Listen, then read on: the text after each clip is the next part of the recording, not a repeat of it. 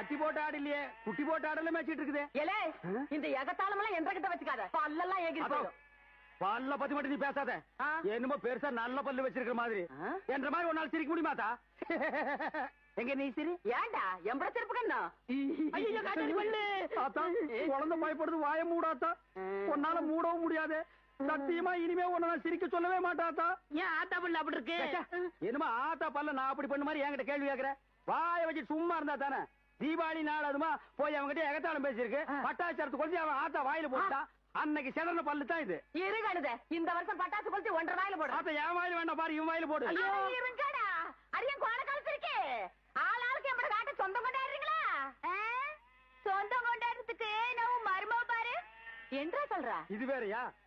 அந்த ஆடு மேய்க்கிற புள்ள உனக்கு மருமகளா வர போகுதா? ஏன்டா இந்த கத்து கத்துற? எனக்கு மருமகன் என்ன சொல்ற?